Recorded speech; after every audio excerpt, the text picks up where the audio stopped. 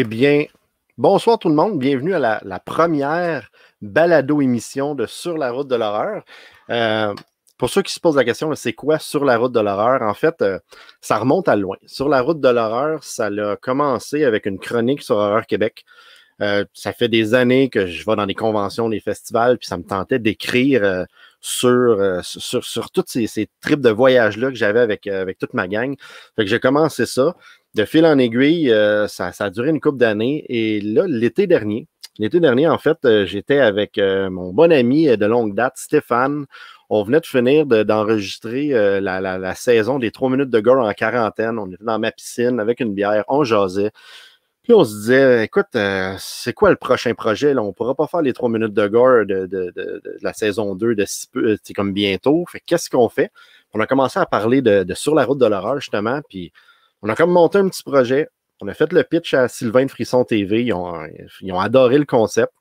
Puis là, en septembre prochain, à partir du mois de septembre, à tous les mois, il va y avoir un épisode de nous qui s'en vont sur la route de l'horreur, qui s'en vont dans des conventions, dans des festivals. On va aller voir des restaurants thématiques, des lieux de tournage cultes. Il y en a plein à Montréal. Il y en a beaucoup à Toronto aussi. Des magasins d'horreur. Donc, ça a vraiment commencé comme ça. Mais pour l'instant, c'est une balado-émission qu'on va faire hebdomadaire à toutes les semaines. On va être là pour parler de nos anecdotes de voyage, parler de l'horreur, mais toujours aussi avec un invité à toutes les semaines, un invité qui va toujours être super intéressant, puis que aussi il va pouvoir nous conter ses anecdotes, lui, dans la vie de tous les jours, dans le milieu de l'horreur. Fait que là, je parle beaucoup, mais je suis pas tout seul là-dedans. Donc, avant de vous introduire à notre premier invité, je vais présenter mes co-animateurs parce qu'on va être 3 à co-animer ce show-là. Donc, mon premier co-animateur, c'est l'homme qui, il y a 8 ans, aveuglement, a décidé de me suivre dans un projet fou de faire un documentaire sur les fans de Evil Dead. Donc, en direct de Gatineau, Martin Bruyère, mesdames, messieurs. Hey, Marc. Hey, merci beaucoup. Bonjour tout le monde. Tu pensais que je t'aurais niaisé plus que ça dans l'introduction, hein? J'ai été gentil. Je m'en attendais, oui, parce que ça fait quand même 8 ans maintenant qu'on se connaît. Puis, tu sais, quand on est sur la route, c'est toujours du blast. Mais, tu sais, j'aime ça. C'est parce que si tu le fais, c'est parce que je suis un bon ami, je pense. C'est exactement ça. Hey, je suis content de faire partie de l'émission. Je suis content de faire partie du projet. Ça va être le fun. T'sais. On a déjà commencé à le faire déjà beaucoup. Mon pis toi, surtout, là. Les voyages, dans les conventions, dans les événements. Fudge, je capote. J'ai tellement hâte de commencer à faire ça. Ça va être fou raide. Puis là, en plus, à cause de la COVID, c'est comme, là, il commence à avoir des conventions aux États-Unis, on en partage sur la page. Il y en avait une à Charlotte, je pense, la fin de semaine dernière. Puis il y en a d'autres qui s'en viennent, puis on est comme, oh my God, on peut-tu avoir une convention ou un festival, quelque chose de physique avec du monde? On veut à la Fantasia, tu sais, en tout cas, whatever. Hey, écoute, moi, là, je suis à ça de commander les vaccins de la Russie juste pour être prêt à partir. T'sais.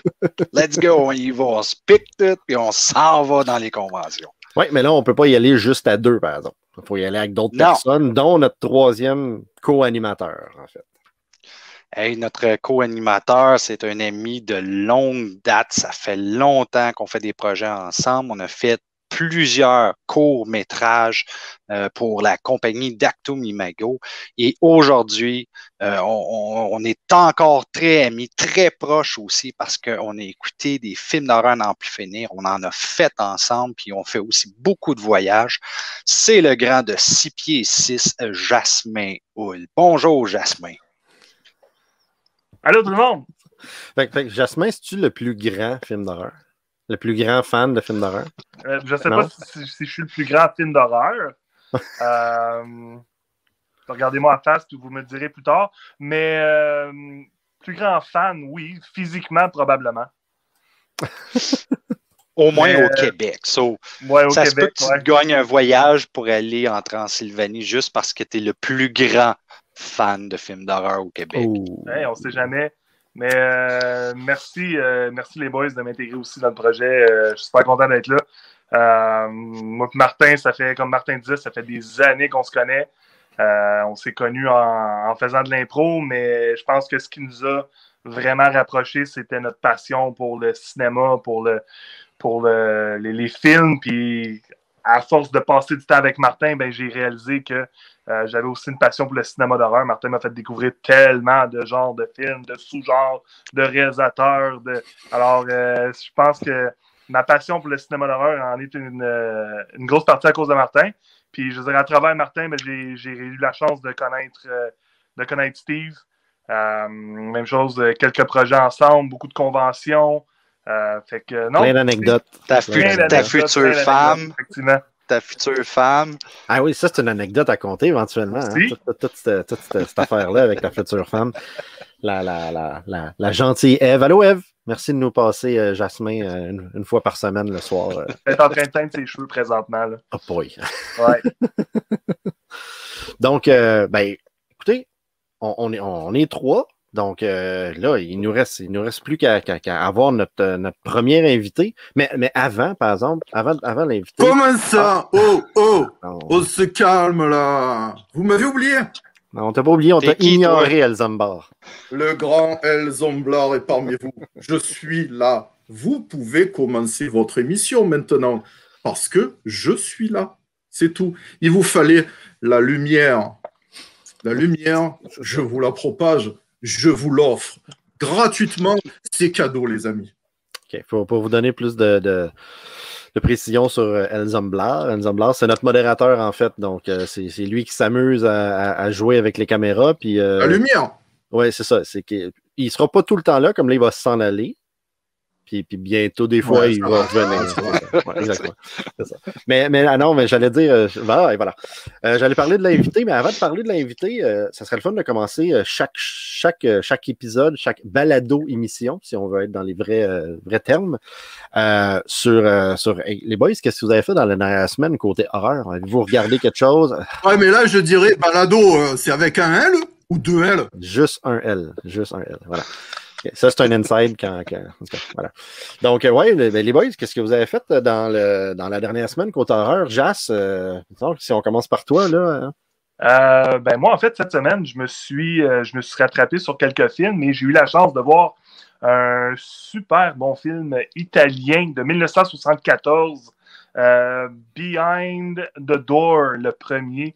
Un genre de rip-off italien là, de The Exorcist. Je pense que même dans les fins années 70, là, le film avait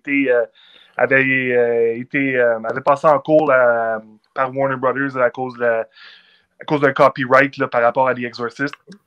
Mais j'ai eu la chance là, de mettre la main là-dessus grâce à une plateforme de streaming. Puis non, une belle petite découverte. Là. Je pense que ça a été très divertissant pour ma part. Pas rien d'extravagant, mais quelque chose qui vaut la peine d'être regardé au moins une fois. Cool. Puis toi, Martin?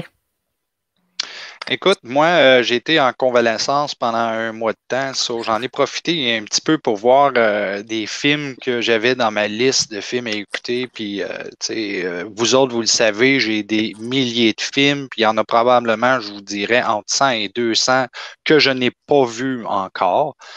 Mais il y en a un que j'avais acheté pendant qu'on était à Cinema Wasteland, moi toi, Steve, je ne sais pas si Jas y était là. C'était une copie, pas une copie, mais une édition spéciale de The Beyond Uncut. Et j'ai écouté ça cette semaine et oh my God, la qualité de l'image et les scènes de gore étaient extraordinaires. C'était pas la première fois que je voyais le film, mais cette édition-là en valait vraiment la peine. Je me suis vraiment régalé avec ce film-là. Puis les scènes de gore étaient capotées. Je n'ai jamais vu de Beyond. Je lis ici. Il faut que tu te rattrapes, là. Ouais, je me suis construit un petit mini... Moi, cette semaine, je me suis regardé dans le miroir. Oh, quelle horreur! C'était génial. OK. Donc, on est rendu à l'invité. Écoutez, l'invité, c'est notre premier épisode aujourd'hui. Hey, j'ai oublié de dire, moi, qu'est-ce que j'ai fait dans l'horreur cette semaine. Mais là, faut que tu restes dans la thématique italienne. Tu fais toujours plein de trucs, mais en même temps, je vous signale, les gars, on vous a présenté vous, mais ce type-là, là, on l'a pas présenté. C'est qui? Steve Villeneuve. Ça vous dit quelque chose? Alors, moi, j'ai noté un truc. Il a fait un film qu'on ne sait même pas trop, mais ça existait. En fait, il paraît quelque part. Stories, pardon, il y en a plusieurs. Eh oui, Stories of the Grave Digger. Bon, on passera là-dessus. Et puis, par contre, un documentaire qui est sorti l'année dernière qui était tellement bon. C'est normal, j'ai participé en même temps. Hein. Les 4, on a participé. To the Deadites. Non, mais moi, j'ai participé. Vous avez fait que l'être là, c'est tout. Ok? Moi, j'ai participé, pour de vrai. Donc, ça là, c'est-à-dire lui, c'est Steve Villeneuve, c'est le gars qui fait ça. Et puis le Requiem aussi, hein, Oui, j'ai un chandail. Un festival ou un truc comme ça. Requiem Fear Fest. Si vous connaissez pas, ben, vous direz quand ça sortira, quoi, c'est tout. Bon, à plus. Merci beaucoup pour l'introduction. On espère que le Requiem va arriver cette année parce qu'il a fallu canceller en 2020. Donc, on revient à l'invité. Notre invité cette semaine, écoutez, c'est... Ah non, j'ai encore oublié de parler sur moi, qu'est-ce que j'avais fait dans l'horreur cette semaine. Écoute, on est aujourd'hui le 25 février. On enregistre le 25 février.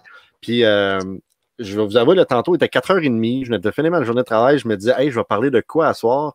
Et là, je me suis rendu compte que Patrick Sénécal présente était disponible sur Illico et j'ai Illico. Fait que j'ai écouté le premier épisode. Je suis un fan fini de Tales from the Crypt.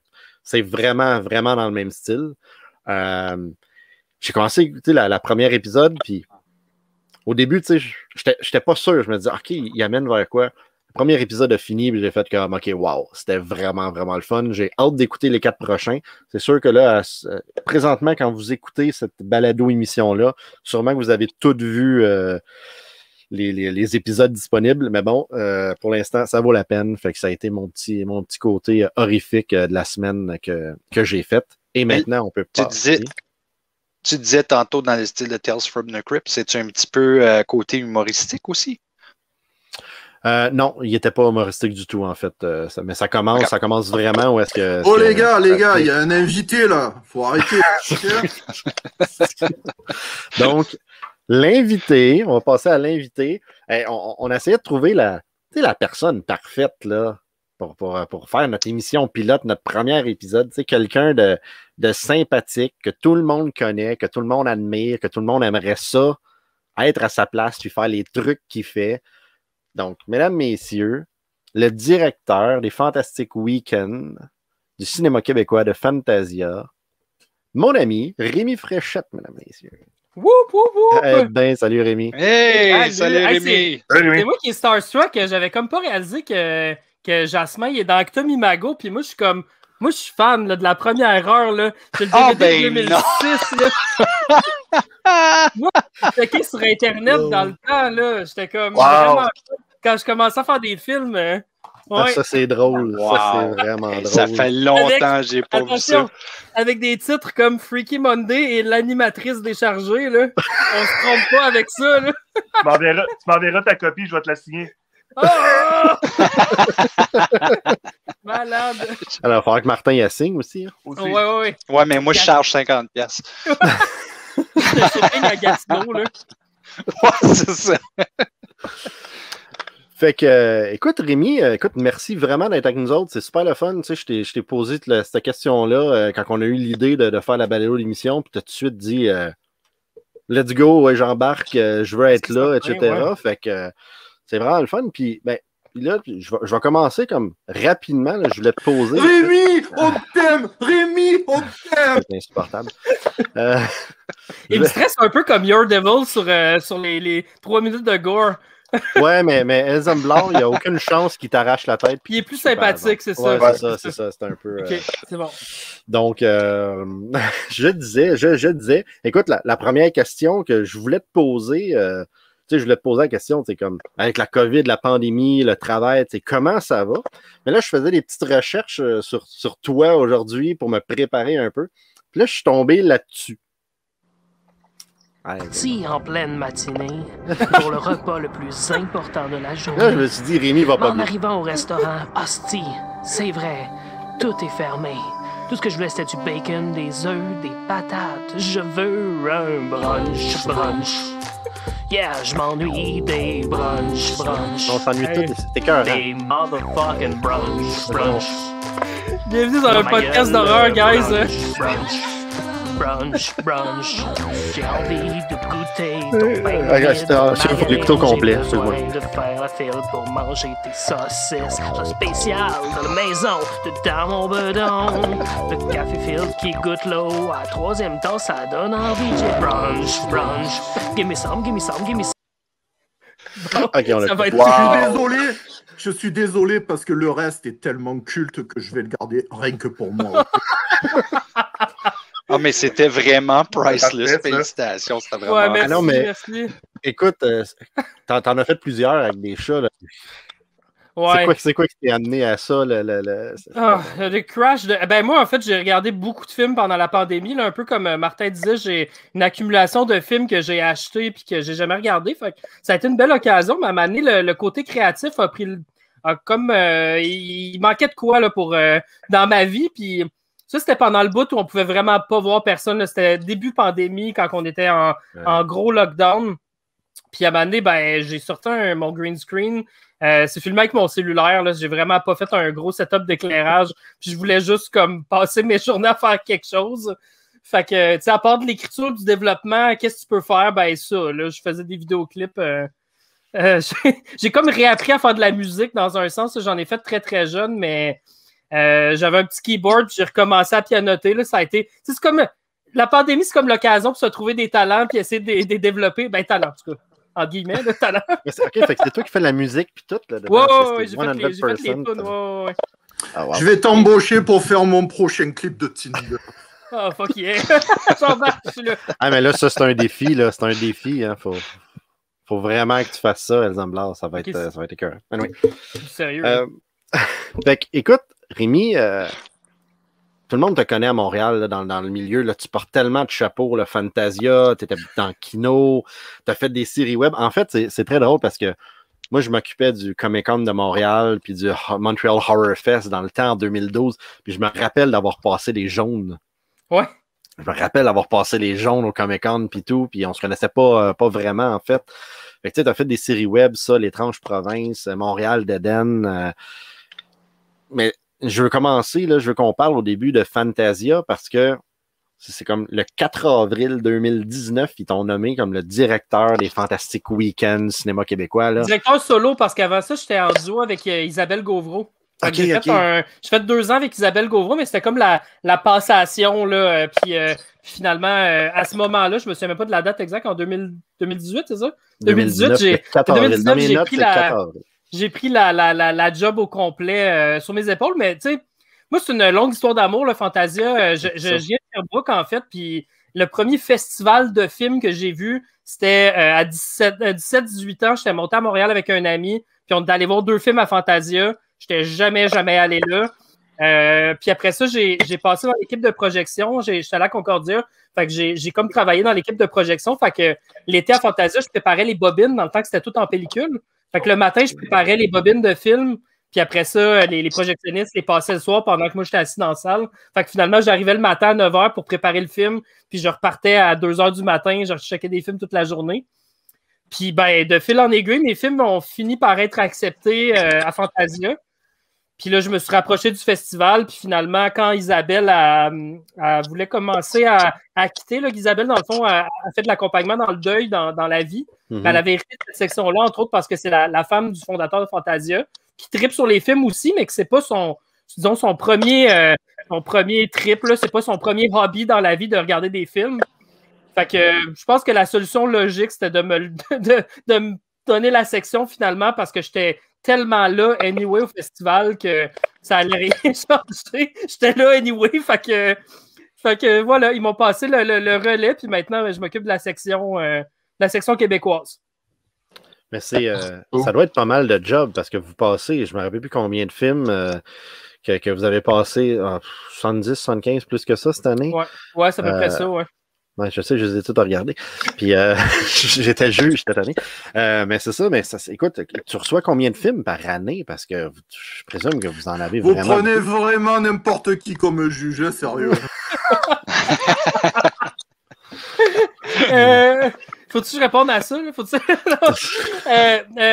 On reçoit 250-300 films à peu près par des courts-métrages, mais tu sais, en même temps, moi, j'en vois aussi, je vais aller à Regard à chaque année, au Festival Regard au Saguenay. Donc, je vais regarder des films là-bas, j'en regarde sur Internet. Fait que la job est tout le temps un peu tout le temps en background. Il y a des moments où j'en regarde moins, là, c'est sûr. Il y a comme un creux, là, présentement. C'est le petit creux, disons, de festival. Là, je commence à recevoir des affaires. Mais c'est ça, mais tu sais, reste que la job reste toujours dans ma tête, en arrière de mes pensées, parce que tu veux programmer de la qualité, tu veux faire un programme original, puis tout ce qui manque, là, c'est un public, parce que je vais vous avouer que ça, c'est le bout qui manque. Fantasia, pas de public, c'est très différent. Ouais, c'était ça la question, j'allais dire. Comment ça s'est passé en 2020 avec tout ça? Là, ça devait être assez compliqué, parce que vous y avez vraiment été super fort, même si tout était virtuel, en fait. Là. Ouais, en fait, ça a très bien marché, puis il y a des gens qui étaient assez contents aussi qu'on diffuse les films en ligne. Les gens qui sont pas proches de Montréal puis qui ont envie de voir des films d'horreur, voir du film de genre, là, il y avait une super belle porte, c'est diffusé à travers le Canada aussi. Donc, les chiffres... Ouais, et sur mon canapé aussi, tranquille. Ah ouais, c'est ça, exact. Tu sais, c'est ça l'affaire, c'est que la différence, c'est qu'habituellement,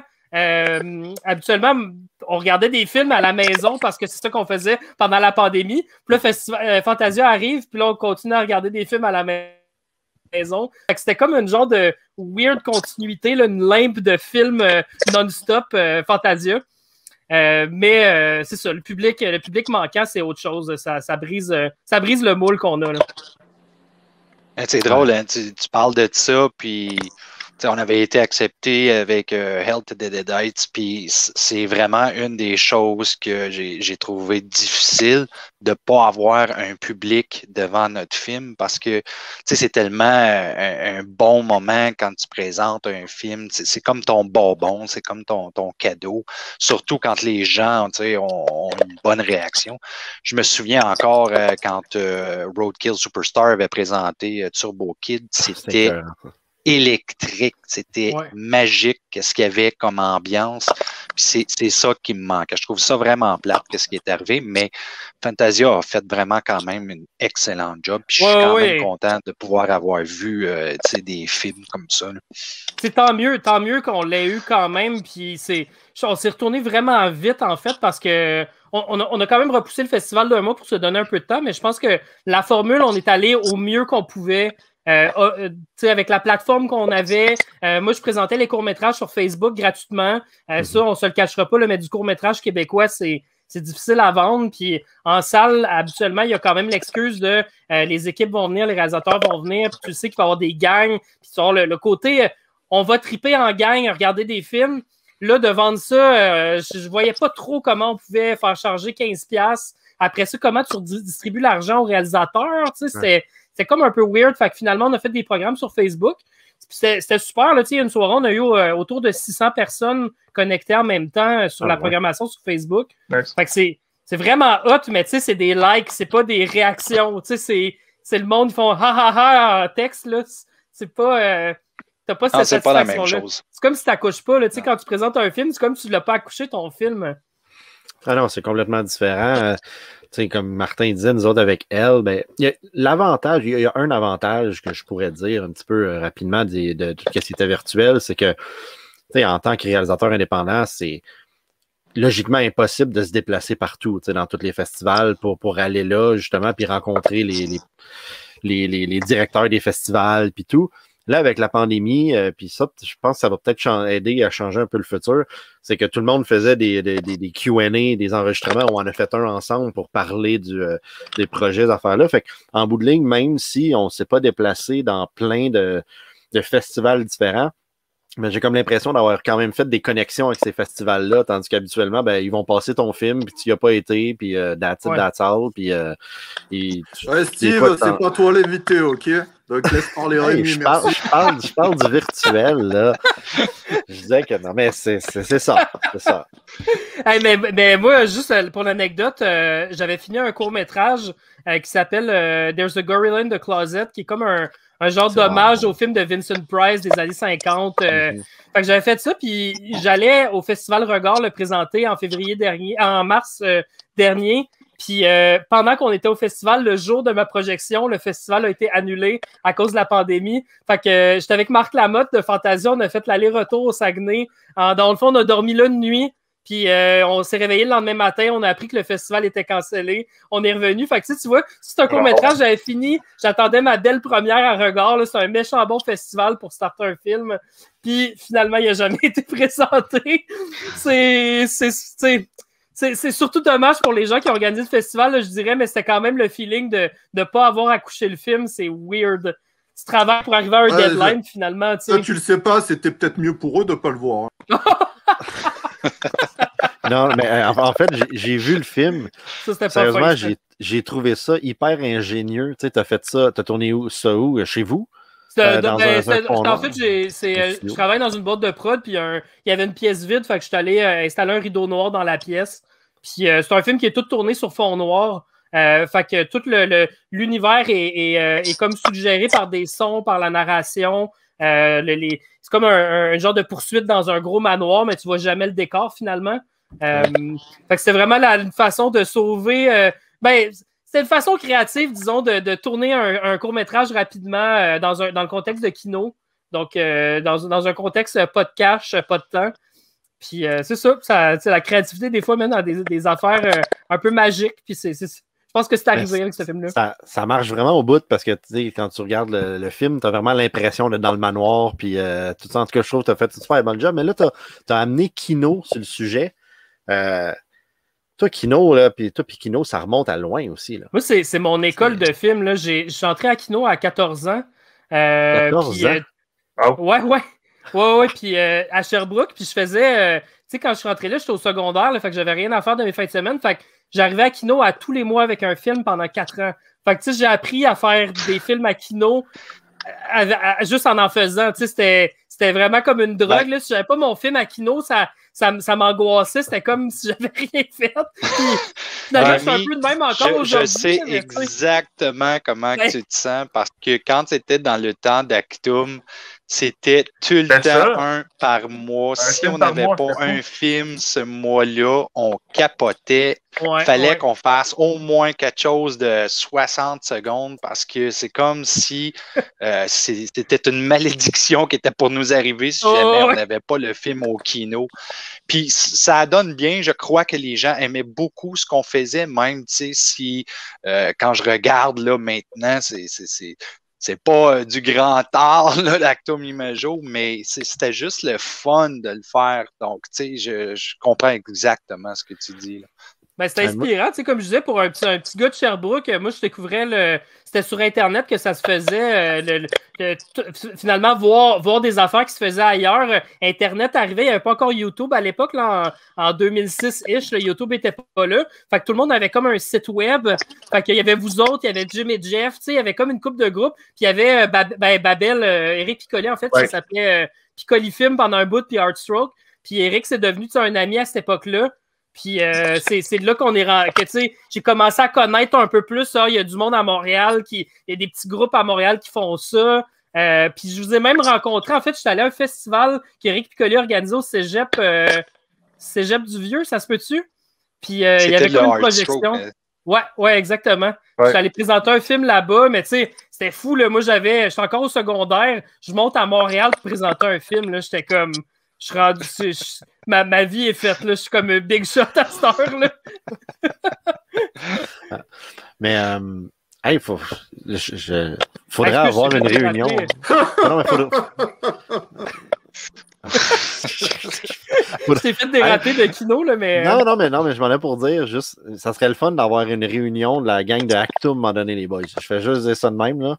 Ça serait vraiment le fun. Je pense qu'il y a du monde qui là-dedans, qui ont vraiment continué dans le métier, puis tout vous avoir ensemble, ça serait en tout cas, ça. L'animatrice Reboot. serait malade. Ouais, non. L'animatrice a été fudge, tellement quelque chose de difficile à faire.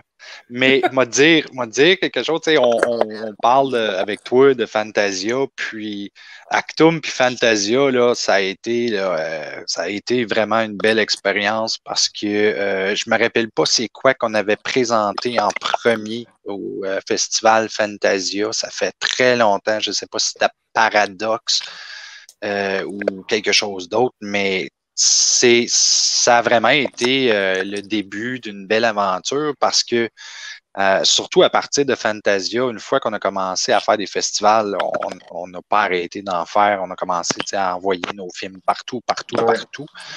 Puis même Le Goût du monde, qui est un film très artsy, qui est même pas vraiment notre genre, a fait le tour du monde dans des festivals. Ouais. Ah, je m'en Oui. souviens!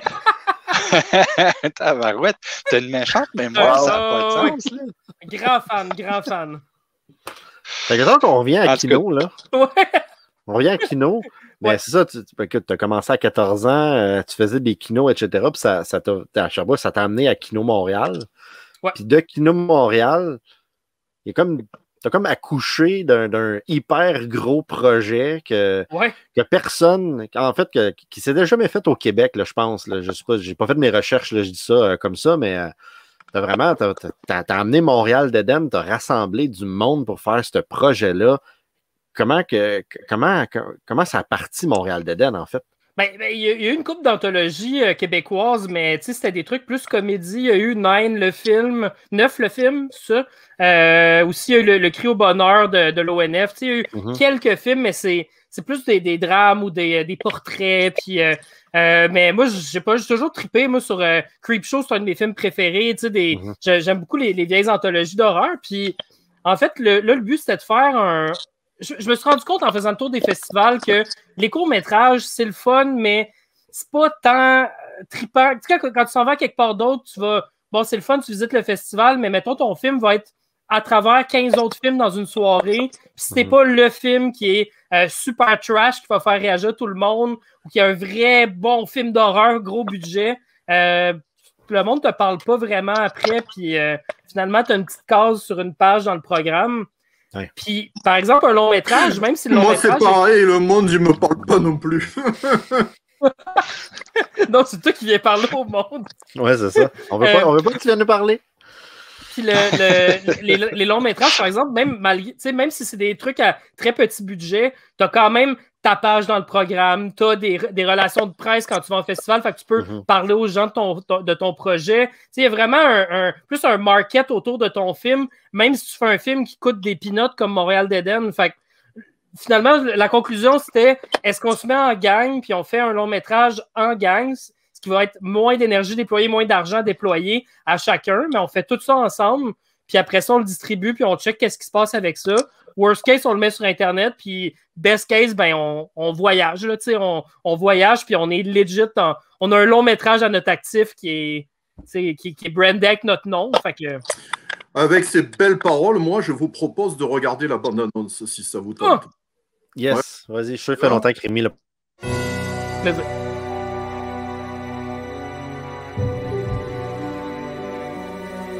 Devant vous, la rue Saint-Paul-Ouest.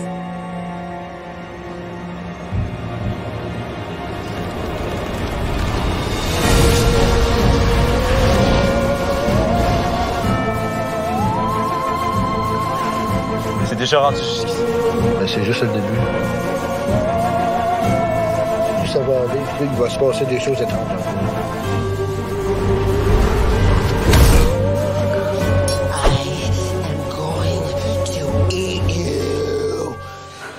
Arrête de niaiser, j'ai faim.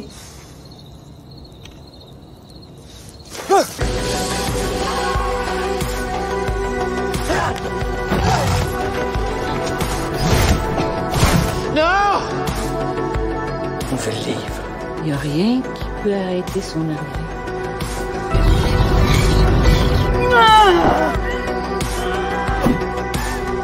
C'est beau, hein? C'est toute la maladie qui me fait.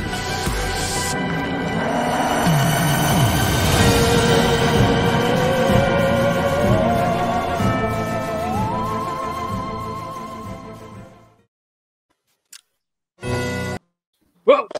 Hey, Zomblar! J'ai fait parce que je sais que vous n'étiez pas concentrés, les gars. Je l'aime, le trailer. Puis moi, c'est drôle parce que, tu sais, on ne se connaissait pas beaucoup avant, puis on s'est comme quand même pas mal connu à cause de ça.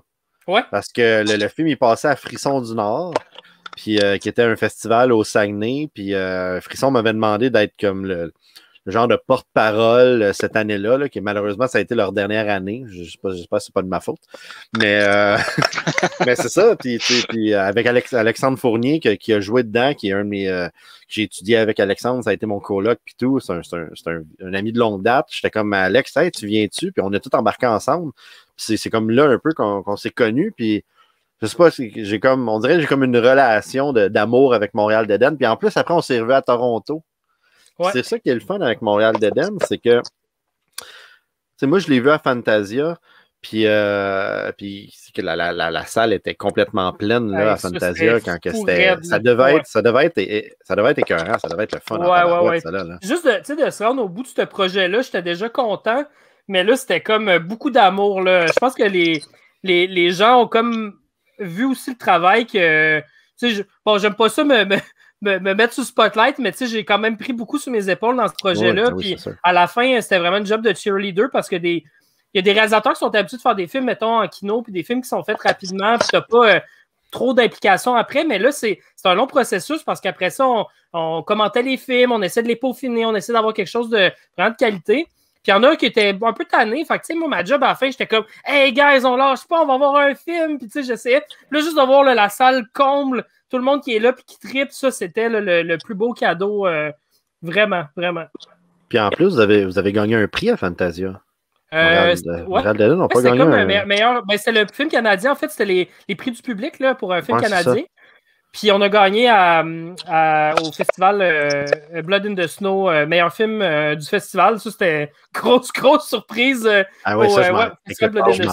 Je m'en rappelle. Ça, attends, c'était quoi donc? Tu t'en allais.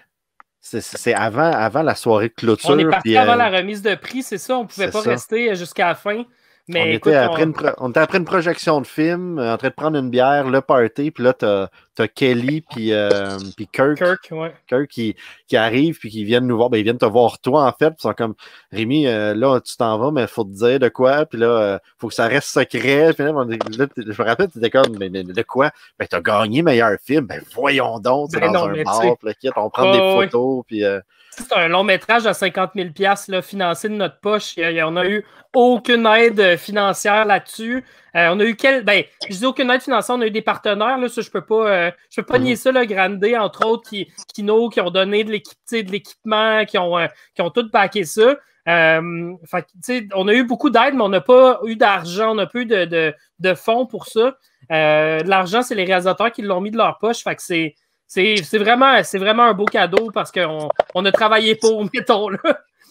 Ah non, c'est déjà de la job faire un court-métrage, j'imagine, en rassembler tant que ça.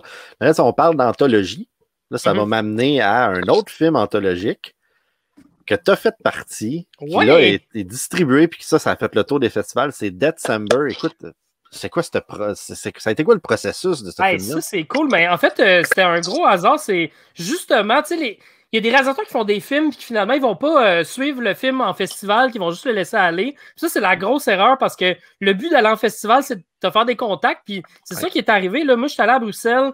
Même les réalisateurs de Montréal d'Éden, il n'y en a pas beaucoup qui ont suivi à Bruxelles. On était 3, si je ne me trompe pas, sur 18. Puis moi, c'est là-bas que j'ai rencontré quelqu'un. Je me suis présenté par une amie de là-bas à quelqu'un, un des producteurs de December. Puis eux autres, ils voulaient du monde un peu partout dans le monde. Puis il n'y avait pas de Canadiens. Puis je pense que vu que j'avais fait une anthologie, il savait que j'allais comprendre la patente. Fait que il m'a proposé. Puis pendant un bout, je ne savais pas si j'allais être sélectionné parce qu'il y avait quand même des gros noms au travers. Puis j'étais comme, je pense que j'étais sur une waiting list. Tu sais, j'ai pas de vrais, entre guillemets, long métrage à mon actif, là, de gros long métrages financés. Fait que j'aurais compris si j'avais pas fait le projet, mais à ma année, c'était comme OK, good, t'es in, tu peux tourner un segment, puis comme OK, bon, ben, amazing, là, tu sais, je fais sur les ABC of Death, ces trucs-là, puis c'est sensiblement la même formule. Puis Puis c'est ça, dans le fond, ils m'ont laissé une carte blanche. C'est ma copine qui a écrit le scénario. Dreamerbus, elle a écrit un scénario sur un party de famille qui vire mal. Un party anglo-franco, une famille québécoise, anglophone, francophone. Puis c'est ça, puis il y a comme la fille, en fait, le personnage principal, elle commence à filer mal dans sa soirée de famille, toute la pression familiale qui tombe dessus, puis elle commence à avoir des hallucinations, puis à virer un peu crazy. Fait que ça, c'était l'idée du segment, puis ben c'est ça, tu sais, c'est très, très heureux, là, mettons, d'avoir fait ça. C'était dans des conditions quand même un peu kino, là, ils nous ont donné de l'argent, mais pas genre un gros budget où tout le monde était payé. Là. C'était comme pour payer les ressources. Mais écoute, avec ce qu'on avait, on a essayé de mettre toutes les pièces à l'écran pour que ça look puis faire honneur au Québec. Pour payer les bonnes pizzas aux saucisses que vous mangez, c'est ça? C'est ça, hein? C'est le fun des projets de même, par exemple, parce que justement, tu es capable de faire un long métrage avec peu d'argent, parce que souvent, les gens qui embarquent dans ces projets-là, c'est des gens qui mangent du cinéma et qui aiment faire ce genre de choses-là et qui ne demandent que ça d'être présenté devant un grand public. Puis je l'ai vu December parce que ça faisait partie d'un des films qui était présenté à Requiem. Et puis, j'ai adoré ça. J'ai trouvé ça très bon. C'est comme les ABCs of Death. J'adore ça. Je suis un gars aussi d'anthologie. Et puis, tu sais, ça démontre, tu sais, à tout le monde que ça prend pas un super gros budget pour faire quelque chose qui est bon. Juste, tu sais, avoir des bons contacts, à travailler avec du cœur, tu sais. Essaye de faire ce que tu peux avec ton argent, puis tu finis toujours par faire quelque chose de très bon comme que vous avez fait. Merci Martin. Non, mais écoute, moi, qu'est-ce que je trouve extraordinaire, c'est que écoute, je ne sais pas dans combien de festivals que le film a passé. Mais c'est fou, là, je voyais, parce qu'il était en même temps, il était dans le festival en même temps que elle, un peu, je voyais le nombre de festivals que December a passé, et je voyais tout le temps des photos de quelqu'un dans ces festivals-là. Fait que tu disais suivre ton film, là. Ouais. C'était jamais les mêmes personnes, il y avait beaucoup de réalisateurs, fait que je présume que chaque personne était à leur festival, mais que les producteurs se sont quand même promenés. Puis il y a une des choses aussi que il y a beaucoup de monde qui disent OK, ben quand tu fais un film, il faut que tu le passes dans une coupe de festival, mais pas trop, parce que sinon, tu n'arriveras jamais à le faire distribuer. Puis tu regardes ça, puis c'est complètement faux. Tu sais, je veux dire, c'est Shout Factory qui l'ont ramassé aux États-Unis. Raven Banner l'ont sorti ici au Canada. Fait que, tu sais, c'est des bons VHS. On a une VHS du film. Ça, c'est insane. Le film, il y a une compagnie américaine. Oh, je ne me souviens pas du nom exactement, mais ils font des VHS de films d'horreur. C'est des petites quantités qu'ils font. Puis ils ont fait une VHS de December. Attends, je me lève, là. Je me lève 2 secondes. Va la chercher. Je l'ai genre ici. Wow! Malade. C'est vraiment hot, là. Tu sais, c'est le film distribué en VHS. Là, c'était... Mais là, le film, il dure 2h40. Est en EP sur la VHS? Ben, je pense bien. Écoute, ouais, 143 minutes, là, mais ça rentre sur un tape. Là, Titanic avait besoin de 2 tapes. Mais December, juste un, ça a l'air. Moi, avec la technologie qui a avancé, ils ont juste mis plus de tapes dedans à cassette pour pas justement utiliser du EP. Moi, j'ai pas eu la chance de voir encore December, mais j'ai eu quand même la chance de voir ton segment cool. à travers quelques soirées spasmes sur Facebook qu'il y a eu dans la dernière année là, avec tout ce qui s'est passé là, avec la COVID. Et tu sais, moi et ma copine, c'est quelque chose que souvent quand on écoute les films, on voit le segment arriver et on est comme « Ah, c'est le film de Noël qui joue dans December », puis c'est un segment qu'on aime vraiment beaucoup. So, je veux dire, good job là-dessus. C'est vraiment hâte de voir que quelqu'un de Montréal s'est ramassé là, dans un projet comme December. Là. Hey, merci beaucoup. Ouais, disons qu'il y a un peu de chance là-dedans aussi. Tu sais, bon, j'ai roulé ma bosse depuis un bout, mais aussi il y a la chance de tomber dans le bon festival avec la bonne personne, puis finalement tu te retrouves là-dedans. Là, c'était, tu sais, avec le réalisateur de Cannibal Holocaust. C'est pas juste la chance, là, je veux dire. as travaillé super fort là-dessus. Les autres ont travaillé super fort là-dessus. Si ça a été accepté dans ces festivals-là, ben c'est parce que ça valait la peine. C'est pas du travail, c'est inné. Donc, c'est pas inné. Vraiment de la chance. C'est pas du travail. Il est trop fort, le Rémi. Il est inné, c'est tout. Ah, bah, ouais. Ensemble, c'est vraiment n'importe quoi. J'adore ça. C'est excellent. Mais... Comment ça, n'importe quoi? Non. Parlant de n'importe quoi, il y a une des choses qu'on veut faire dans le show. C'est qu'on veut avoir une genre de chronique ou de section qui est vraiment une section de n'importe quoi.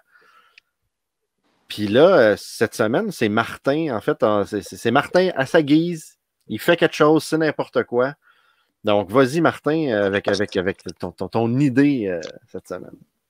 Écoutez, on parle avec Rémi de Fantasia, puis une chose que j'aime beaucoup du festival Fantasia, c'est que tu vas t'asseoir dans une salle de cinéma qui n'est pas une salle de cinéma comme les cinéplex ou quoi que ce soit, c'est plus personnel. Donc, le n'importe quoi que je veux parler, c'est quelque chose qui me tient beaucoup à cœur. C'est personnel. Il y a 2 millions de personnes dans la salle. Tu rigoles ou quoi? C'est le côté personnel, Zomblard. Ferme ta bouche. Et puis, à Maniwaki, c'est comme ça que je suis devenu un fan de films d'horreur parce que on avait ce beau cinéma-là où on présentait toujours 2 films. Alors, on payait quelque chose comme 5 $ et puis on avait toujours une présentation double. Et souvent, ce qui arrivait, c'est que s'il y avait un film d'horreur qui était présenté, c'était 2 films d'horreur. Et puis, c'était vraiment des journées extraordinaires pour moi parce que quand c'était le temps de présenter un film d'horreur à Maniwaki, tu avais Tiger qui était comme le responsable du cinéma de Maniwaki. Tiger, évidemment, c'était son surnom. En tant que c'est pas Tiger King, c'est correct. Et puis, quand tu étais jeune, c'était pas grave que tu ailles voir un film d'horreur. Ils n'étaient pas là, eux autres, pour t'arrêter. Ils étaient là pour avoir du monde au cinéma. Et ça me manque, ça. Ça me manque. Parce que c'est pas la même chose, je trouve, aller à un cinéplex. Ce qui est le fun, c'est d'avoir ce petit cinéma-là comme celui au Mayfair. Je pense que Jasmin, il va comprendre ce que je veux dire parce que le Mayfair, c'est un beau cinéma indépendant qui te rappelle justement. Oui, qui est à Ottawa, et qui te rappelle cette petite nostalgie-là. C'est plus comme... Comment je pourrais dire? Tu vois aussi que le monde qui appartient à Mayfair, c'est des passionnés. La programmation, le monde qui travaille là, c'est du monde qui sont là parce qu'ils ont une passion pour le cinéma de genre, pour le cinéma en général. Fait que c'est sûr que ça rajoute énormément là, dans l'expérience quand tu vas voir un film comme Turbo Kid, exemple, ou comme... j'ai pas d'autre nom qui me vient en tête parce que je suis le même des fois. Tu peux dire The Room, mettons. The Room, effectivement. Ben oui. Parce que t'as 2 millions de films derrière toi, t'es pas capable d'en sortir un autre de titre. On parle dans les cinémas indépendants, Zomblard. Jeez. Tout ça pour dire que c'est quelque chose qui manque. Le cinéma à Maniwaki, justement, il y a longtemps, passé au feu. Et puis, ça m'a vraiment brisé le cœur parce que mes plus belles années en tant que fan du cinéma et surtout du cinéma d'horreur, je les ai passées à Maniwaki. Et ça a été un gros morceau qui a été parti parce que c'était des belles années. Je suis content d'être à Gatineau, d'avoir la chance de participer à des présentations au Mayfair parce que c'est surtout grâce à Jasmin parce que je connaissais pas vraiment le Mayfair. Puis la première fois que j'ai été au Mayfair, j'ai été enchanté. J'ai trouvé ça le fun parce que c'est vraiment beau en dedans. C'est du monde, justement, qui sont passionnés, qui sont là pour regarder les films. Et même que, tu sais, à un moment donné, je me rappelle, on avait été voir Iron Sky 2, puis littéralement des divans qui sont placés dans la salle de cinéma dans laquelle tu peux t'écraser pour écouter. Et juste pour dormir, parce que, bon, on s'entend, le 2. Hey, là, arrête ça, Zomblar, il est super bon. T'es juste jaloux qu'ils ont fait un bon film que t'aurais jamais été capable de faire. Écoute, moi, j'ai jamais vraiment vécu ça à Saint-Jérôme. Moi, j'étais à Saint-Jérôme, il y avait pas grand-chose qui... c'était le cinéma du Carrefour, les minuit à 7, que tu allais voir des films d'horreur de minuit jusqu'à 7 heures, puis tu avais tout le temps une bande de connards qui niaisaient toute la nuit. Fait que c'était pas super agréable. Mais ça m'amène, tu sais, comme tu viens de le compter, ça m'amène à penser que, tu sais, que c'est... Dans le fond, c'est ça sur la route de l'horreur, c'est des anecdotes, c'est des places qu'on va dans l'horreur, puis dans les anecdotes, une des choses dans le show qu'on veut faire, c'est raconter des anecdotes. Puis là, on a demandé à Jasmin cette semaine de raconter une anecdote que Jasmin a vécue, puis on était là. Et c'est une des plus drôles anecdotes qui est arrivée. On était à Cinéma Wasteland, c'était durant la fin de semaine, les réunions. Non, c'est Jasmin qui la raconte, OK? C'est pas... Oui, j'y pose la question. OK, vas-y, Jasmin.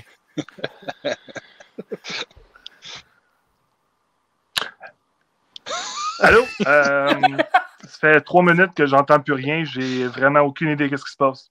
Ah, ben on est rendu à ton anecdote c'est... à Cinema Wasteland. Je vous entends pas. Je vous entends plus, les boys. Je suis désolé. Bon, ben, on va kicker out Jasmin et on va raconter l'anecdote pour lui.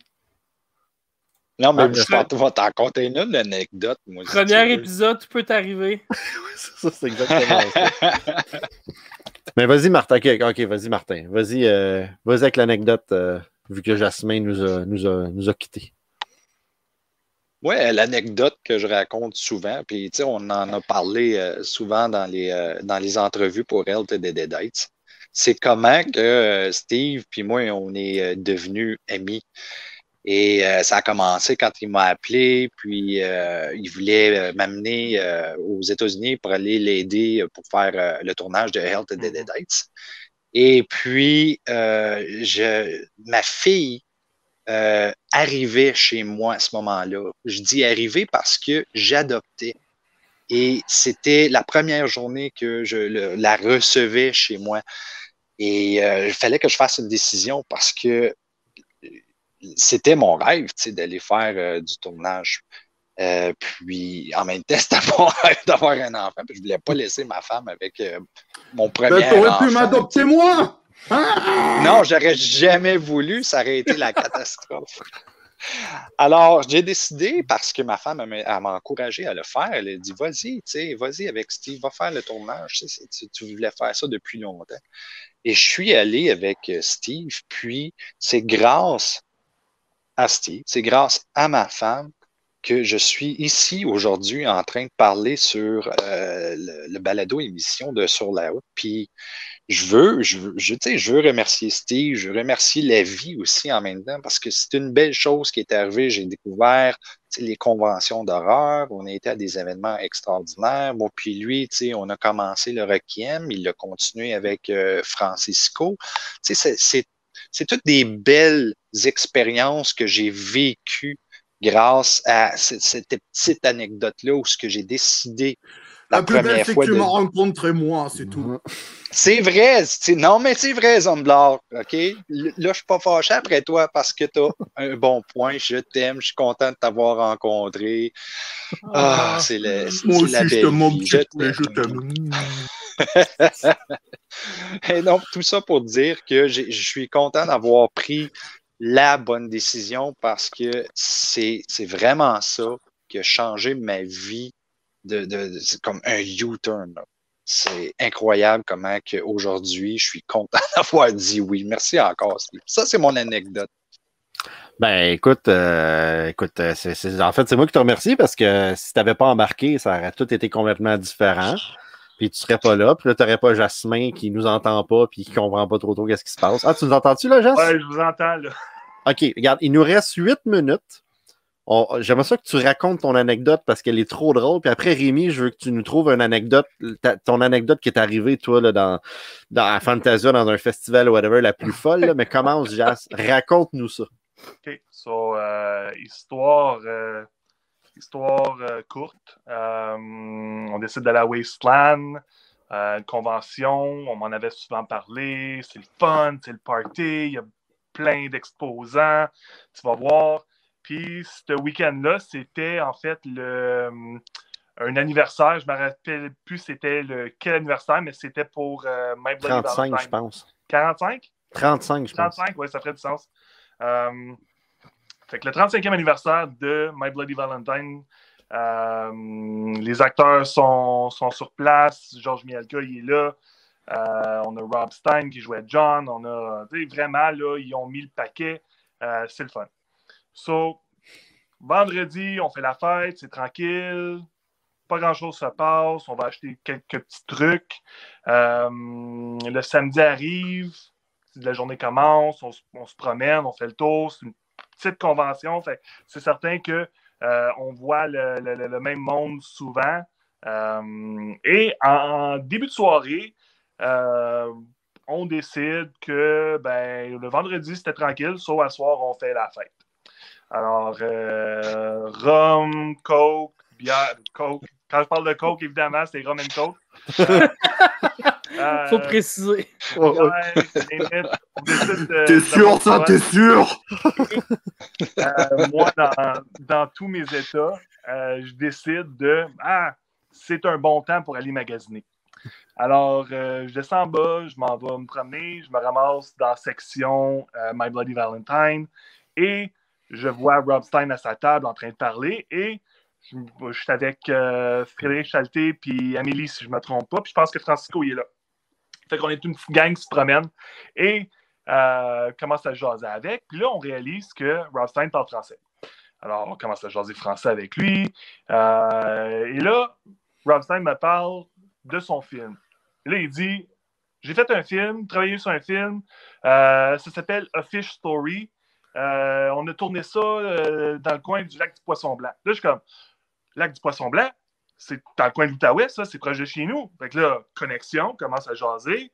Fait que là, je suis comme, OK, là, parle-moi de ton film, ça a l'air, je trouve ça le fun. Fait que là, il me parle que c'est l'histoire d'un fils qui perd son père.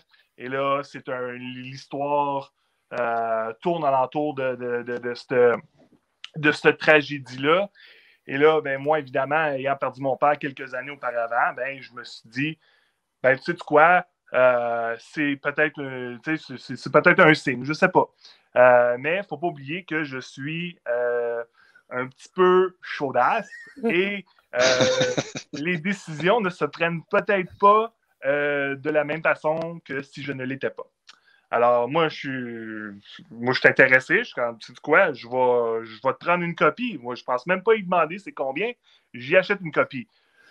J'aimerais préciser, c'est une copie DVD. Et là, il me la signe, il me l'autographe. Là, il met son email en arrière du film. Il me dit, quand tu l'auras écouté, écris-moi, tu me diras ce que tu en penses.